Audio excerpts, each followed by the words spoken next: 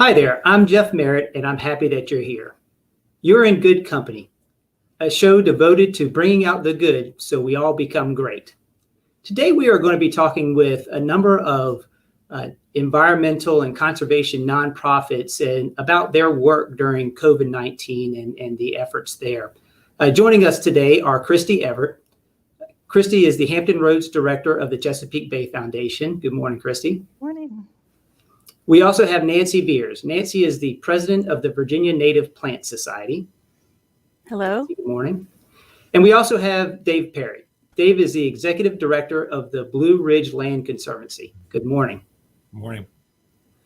All right. Well, thanks for joining the show. I mean, you and your organizations are doing some amazing work in the environmental and conservation areas. And before we jump into today's topic, I want to give you an opportunity to maybe share a little bit about what your organizations are doing. And so, Christy, we'll start with you. Can you tell us a bit about the Chesapeake Bay Foundation and your mission? Sure. So it's kind of hard to see from our mission from where I'm sitting today, but the Chesapeake Bay Foundation works on and near waterways to improve the water quality, so make the water fishable, swimmable, able for us to use it as a resource, which of course in Virginia is important to our economy, important to tourism, quality of life. If you like recreational fishing, obviously it's an economic source for many watermen, the seafood industry. Each tourists come here in our area to reap the benefits of our waterways. And so our waterways are crucial. And so we are working to protect them, improve that water quality. And that's really through pollution reduction, getting that pollution out from either coming from wastewater treatments, agriculture, or stormwater. So that's just a little bit of what we do. But these days we're kind of working remotely to try to get as much done as we can during the pandemic. And just a quick follow-up on that, Christy, you're in Hampton Roads in southeastern Virginia, but Chesapeake Bay Foundation watershed, you all have a pretty large area that you cover, right? Multiple states? Right. So that's the tricky thing is people don't really realize that most of Virginia and then parts of 6 states all the way up to Cooperstown, New York, the Baseball Hall of Fame is the Chesapeake Bay watershed. So that 64,000 square mile watershed, the 19 million people that live in it, it all has waterways that drain into our Chesapeake Bay. So that's what we're looking at is everything happens on that very large land area, including most of Virginia. Gotcha. Thank you. Nancy, how about you in the work of the Virginia Native Plant Society? Can you tell us a little bit about your mission? Yes, thank you, Jeff. We're a conservation organization. We have a tagline of conserving wildflowers and wild places.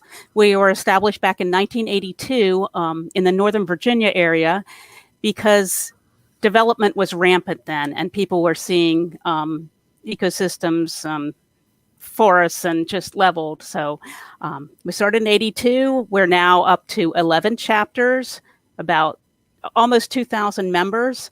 We're really interested in educating people about native plants and their ecosystem.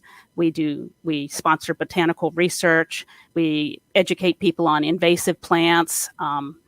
We do most of our work at the chapter level of those 11 chapters that I speak of. That's where most of the volunteer work is done. So that's where people might do invasive plant pulls, put in a garden, lead walks, do programs, and the like. So that's just it in a nutshell. Great. Thank you, Nancy. And Dave, let's transition to you, the Blue Ridge Land Conservancy. Can you say a few words about the work that you and your organization are doing? Sure. The Blue Ridge Land Conservancy, our mission is to save the land and waters that you love forever. And we work in 3 regions in the western half of the state. The Blue Ridge Land Conservancy is our operating unit that's based out of Roanoke. And then we also have a unit based in Lynchburg, which is the Central Virginia Land Conservancy. And then a new unit for us is the Southern Virginia Land Conservancy, which is based out of Martinsville and Danville. And basically our bread and butter is working with local landowners who have farmland, forest land, mountain land, a scenic view, whatever it might be. And they don't want to see the land developed and turn into something other than rural or agricultural or natural land. And we work with them to draft up an agreement that forever protects that land. So it's always providing us with beautiful views, places to grow our food, places for wildlife. It's providing clean air and water, and it's just providing benefits for all Virginians for generations to come, however long forever is. We were founded in 1996, and we'll be celebrating our 25th anniversary first of the year. So we're pretty excited. Great. Well, thank you all for that brief overview. And we want to talk a little bit more about your organizations and the work that you're doing now. Obviously, we know that COVID-19 has had a dramatic impact on everyone this year, particularly nonprofit organizations and those who operate with the support of volunteers. I'd love to hear from each of you about how you're engaging volunteers given the pandemic, closures, social distancing requirements, and then maybe also a few words about how folks can volunteer with your organizations if they want to. And so, Dave, why don't we start with you? Sure. I think the pandemic has impacted us in two ways. All of our meetings, we have a lot of, we have our board, we have a lot of committees that do a lot of work, and that's had to go entirely virtual, which is pretty convenient. It keeps folks from having to drive long distances for a short meeting sometimes, but you miss all that personal interaction. We also do a lot of work with volunteers in the field, where one of our staff members will go onto a property that we've conserved. We have to monitor these properties annually. And it used to be they would ride together in the same car and kind of make a day of it, maybe hit 5 or 6 properties. And now, because of social distancing, they're having to take separate cars, and that's an additional burden on our volunteers. Doubling the gas that's used, doubling our carbon footprint to go out and monitor these properties. And then once you're there, of course, everyone's in masks and using hand sanitizer and all that. So it's created a lot of inconvenience. I mean, I think we're still able to get our mission done. We've adapted pretty well, but we definitely have to just be careful and acknowledge that a lot of our volunteers are older. We don't want to endanger their health. And so we just have to, always work through that filter of the pandemic and make sure we're doing things as safely as possible. That's a great point about having to double up if you're riding out. It didn't occur to me that, you might have been saving fuel and certainly, carpooling, and that's not an option anymore. So, right. Yeah, it sounds like certainly has been a bit of a challenge. Right. It has. So, Nancy, let's shift to you. How about your organization and volunteerism, and how is this impacting you? Well, it's very much like what's happening with Dave. I mean, going out in the outdoors, you can social distance and all that, but, you can't carpool anymore or anything like that. We like to lead walks and do that sort of thing. We held off on that for a while at the beginning. We weren't quite sure how we were going to do it, because when people lead a walk and we want to look at a plant, everybody sort of gathers around. So we've had to adjust to that. Some chapters have, put little flags in the ground or something for people to know that that's a particular plant that they'll be talking about or something. Invasive plants eradication efforts were stalled for a while, and now they're picking up again. We haven't had our meetings in person now, of course, but we're finding that actually Zoom is great for our program meetings where somebody is, doing a PowerPoint or something. Usually we'd be all in the same room. But now we can do it through Zoom. Nobody has to drive anywhere. So that's a great environmental benefit. And we've actually had some more attendance, higher attendance at some meetings that, older people who maybe don't drive at night or something can participate in a meeting. I know that just yesterday, I worked with my chapter. We were out at the I-95 rest area in Dale City, where there was what we call a pollinator planting, a bunch of natives for butterflies and bees and whatnot. And we were trying to do some weeding of invasive plants. And, we had 7 volunteers, and it was a big enough area where everybody could just, spread out. We felt part of a group, but yet we were able to maintain distance. So there are pros and cons with this COVID adjustment, but we are finding that we can do so much online that is helpful. That's a great point about participation. There may have been folks who, for one reason or another, couldn't join you for various meetings or trainings, and now joining from home becomes a much better option. And if everybody's on it, then they don't feel sort of left out or anything. So yeah, thank yes. you. Christy, how about the Chesapeake Bay Foundation? Yeah, well, Nancy makes a good point. It's funny, we have a pollinator garden at Brock Environmental Center, which is our offices in the area. And it has suffered from COVID, lack of volunteers, because for the first several months, we weren't feeling comfortable with volunteers. So there's definitely a lot of community involvement that we depend upon. And that became very evident when we were restricted from those volunteers just for safety this spring. The oyster gardening program is also very volunteer based. Luckily, people are at their homes growing oysters at their docks. They've returned over the last few months, they've returned 139,000 oysters. Oysters happen to do very well this year, but we kind of were holding off thinking, is it safe to have this interaction, to have them return these oysters? But the oysters started growing and growing and growing, and people's cages of oysters were overflowing. So we kind of had to make some adjustments. We decided to meet these gardeners in a very specific time frame, very restrictive staff policy, no contact. So you pull up your car, you leave your oysters in the bushel basket, and you drive away. It was a really funny covert operation. But so we've definitely had to rejigger operations. For those oyster gardeners to grow out, we need to take oyster shell that's recycled from restaurants. Many of those restaurants are not open for, or they're not having the volume of oysters. So a lot of our resources come from the community, and when the community's impact, it trickles down to us and our operations. So definitely having to strategize and re-strategize how we typically do things. And I think it just reinforces how important the community is, and that network that we depend upon to be able to do what we do. So definitely appreciating getting back to normal a bit in the safest way possible, because just can't do it without them. A lot of changing processes there, and it sounds like you had to, not only that, you had to play some catch up because Mother Nature was moving along while all of the rest of us were sheltering for a while. And so yeah, I might call Nancy and get your volunteers to come to our pollinator garden. This is what I'm thinking. We made an amazing connection already. Right, exactly. Well, similar to volunteerism, the economic impacts associated with COVID-19 are well known and widespread. Can you comment a little bit about how it's impacted you all? Obviously, nonprofits really rely on fundraising support and the support of financial groups helping them. And during this time, I'm imagining that maybe having a bit of an impact. Why don't we start with you, Nancy? Oh, thank you. We have several events that we consider major fundraisers in a way. We always have what we call an annual workshop, and we hold it in March before the native plant season really gears up.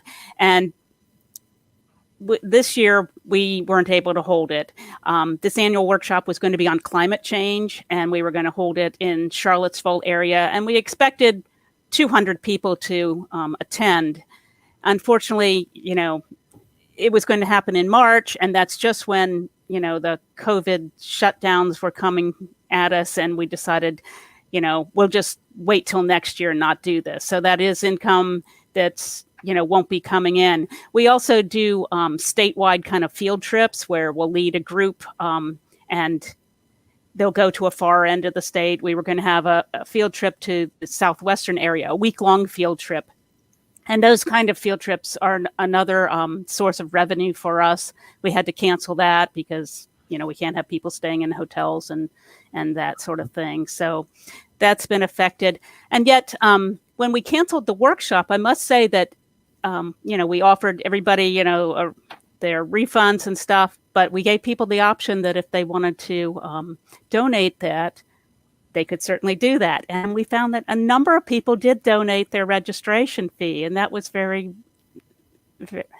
very nice thing, We have an annual meeting conference every September. We can't have that this year. We're going to, and that's another thing that would help raise funds for us. Not a whole lot, but some. And it certainly helps to get people together, make connections and all that. And we aren't going to do that this year.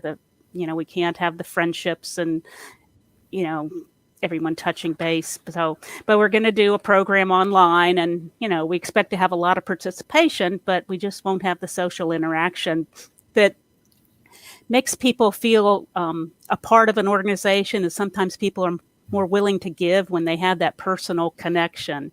So the connection will just have to be online. So we usually gear up an annual appeal in the fall. So we'll see how that goes this fall. Well, best of luck to you in that. And I think you make a great point around that networking that occurs when you're having those events above and beyond just the fundraising. But it sounds like if folks were willing to donate their registration, that really speaks to their connection with your mission. So congratulations on that. Yeah. It sounds like you did really well there. Christy, how about the Chesapeake Bay Foundation? Yeah, it's true. Fundraising is down. So we don't have the incoming support that we typically do.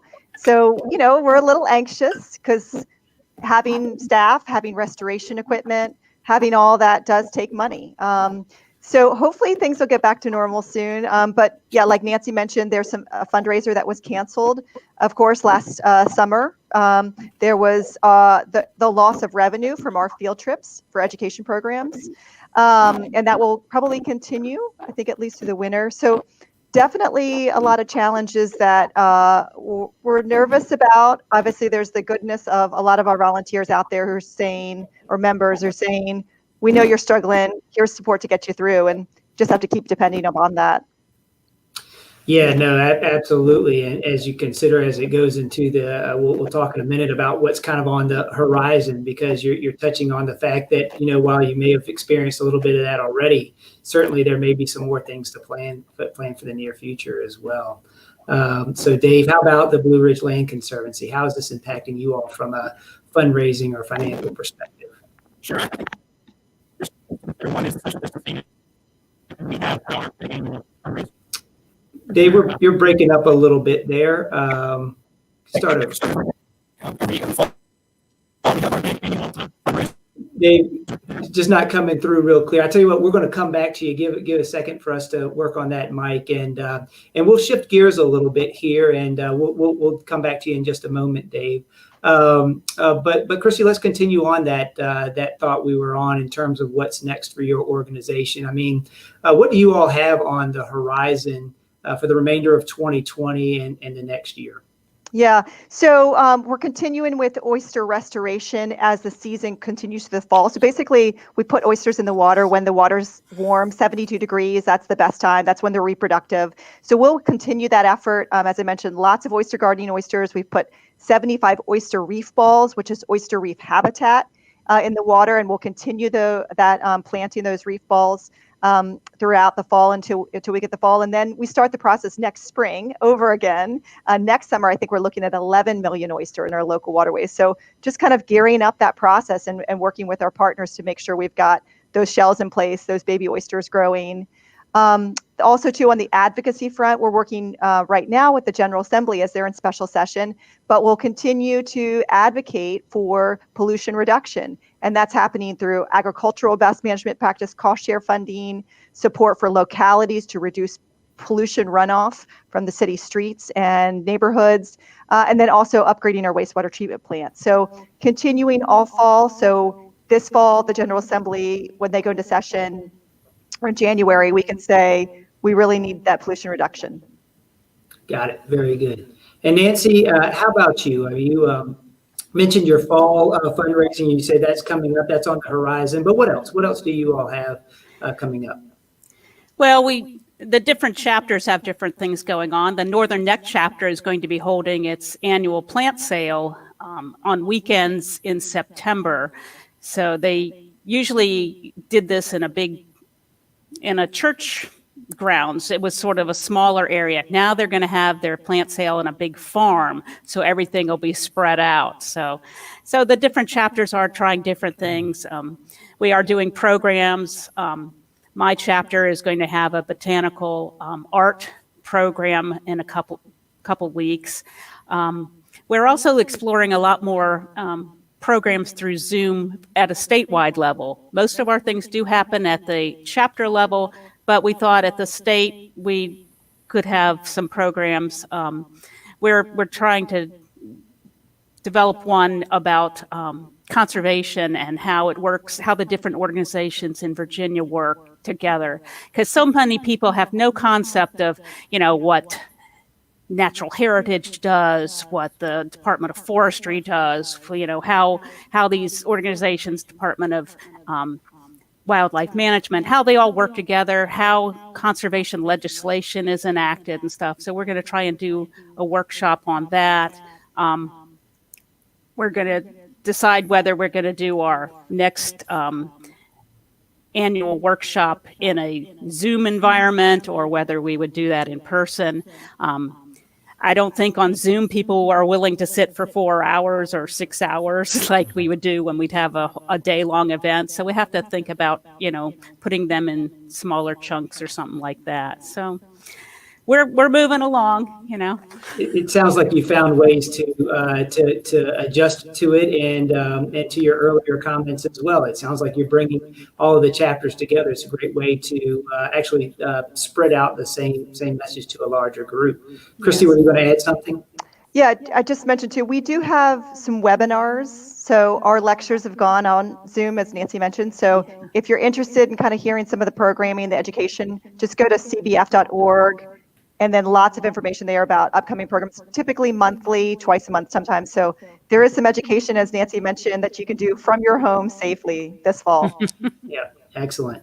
Dave, let's come back to you. We were talking a little. Am I Go audible? ahead. It's still pretty garbled here. Oh, gosh, I'm sorry. All right, well, we'll try. Actually, we're hearing you a little bit better now. So we're going to go ahead and give you a chance. Talk a little bit. We were before on the topic of the financial impacts in fundraising. If you would speak to that a little bit, and then maybe just transition into what you guys have on the horizon. Sure. Well, I think there's two aspects to consider. The first is the impact of the recession that goes along with the pandemic. And, that remains to be seen. I think some of our business support is down, but a lot of our individual donors are giving the same and giving more. And of course, the end of the year is when so many nonprofits do their big fundraising pushes. No different in our case. We'll have to see what October, November, and December hold. But so far, so good there. The other piece, of course, is the social distancing piece that you just can't be together. And we have a big annual fundraiser dinner every September or October, and that's going online entirely. It'll be a virtual event, and we have a website set up for that where everything will take place. Our regular live auction, our music, we even have dinner packages available for purchase so people can still enjoy food and beer and wine and that sort of thing. But we're having to adapt that, and fortunately, we were able to make this decision sort of back in the late spring. I know a lot of groups that have spring fundraisers were caught very flat-footed, and knock on wood, we've had a few months to prepare for this. But we're hoping that we're able to pull it off, and one benefit of it is that we are able to offer free admission to the event this time because it's not in person and our costs are much lower. So we're hoping that we can draw people from all over who won't have to pay the ticket price to come and enjoy our event. It certainly seems like there's a recurring theme among you in terms of engaging a larger audience and in different ways. And so I think that's, we talk about all of the negative impacts of COVID-19, but there are obviously some pretty positive ones.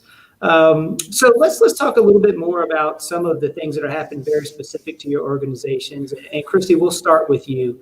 There have been a lot of reports recently about the Chesapeake Bay and some positive things coming out of there. I mean, you already mentioned the oyster gardening and how that's taken off. And I think I've seen some good news around the blue crabs and some of those things. The work certainly isn't done, though. So can you give us a little bit about the health of things and what we should be concerned with? Yeah, as I mentioned, we have a really large land area and lots of people. So we create pollution. It's just what we do. We drive cars, we use the bathroom, we do all sorts of things that accidentally, I guess you could say, harm water quality. So I think as people are just starting to understand their impact, they are starting to change. That's a positive thing. And I think we're making some large-scale changes, such as upgrading wastewater treatment plants, reducing stormwater runoff through some great programs that reduce flooding, as well as beautify our cities and counties. And then obviously, doing what we can as well with agriculture, putting in best management practices that uptake that excess fertilizer, put in trees next to streams, reduce some of that excess animal waste that goes into our waterways. But I think And we still have to ramp that up. We've got a plan called the Chesapeake Clean Water Blueprint. And that blueprint is the way for all states, including those upstream like Pennsylvania, Washington, D.C., Maryland, to do their part. And if we can all do our part, the bay can be cleaned up by 2025. So that's a good thing, is we've got a plan in place. We're making progress. We're seeing good results. Continue to have to do that work, and probably a little bit of the harder work. Some of that low-hanging fruit was less expensive, easier to do. So as long as we keep on track, people continue to get educated, do their part. A lot of people live on, in part of these cities, and they're going to have to step up, less fertilizer, planting trees, really just kind of doing things that all will contribute to local water quality, as well as those larger rivers and streams in the bay. But we also need to speak out for clean water to our elected officials on the local, state, and federal level, and let them know what they can do so they are doing the right thing. A lot of them just don't know. So keep up the good work, but yes, there's still definitely, this is a marathon, not a sprint, and there's still a race to go. And as you say, I mean, the further you go along, the harder those last few items are to help resolve. But amazing progress so far. So your organization did some great work, and obviously with the help of a number of others. Thank you, Christy.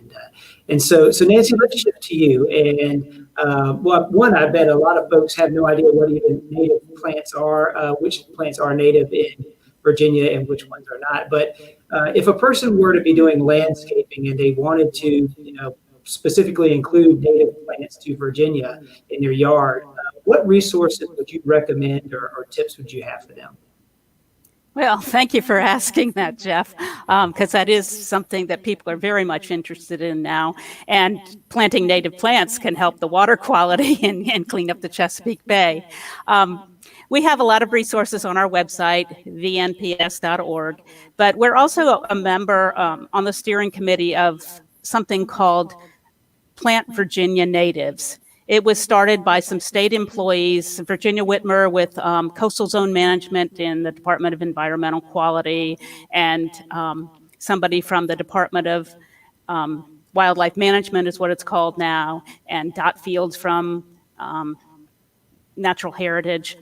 And then people from a lot of different organizations all got together and tried to look at planting regionally native plants. Like some of the things that grow down in Virginia Beach don't grow naturally in Northern Virginia. Coastal plants don't grow in the mountains.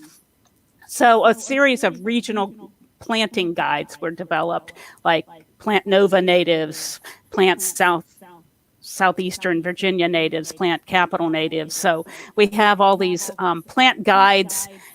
They're native plants that do well in gardens, that are beautiful in their own right. Some native plants, orchids or special plants aren't garden worthy. I mean, can't grow in a garden very well. They should be out there in the wild, enjoyed in situ, and just conserved where they are. But other plants do grow very easily in a garden setting. So we have a series of all of the information with the Plant Virginia natives, like Plant Nova Natives has a website. I mean, we just have a wealth of information there. Even recently, I gave a webinar on autumn wildflowers, so you can find that on YouTube or something. But fall is a great time for planting. If you have some free time, start planting. You can go to, we have resources about about native plant nurseries, and there are some native plant sales going on in the fall. Excellent. Nancy, thank you so much. And I'd like to thank all of our guests and the organizations that you support. You've done just some amazing work. And I'd like to thank everybody for joining us today. You're in good company, a show devoted to doing good so we all can be great. We'll see you next time. Thank you.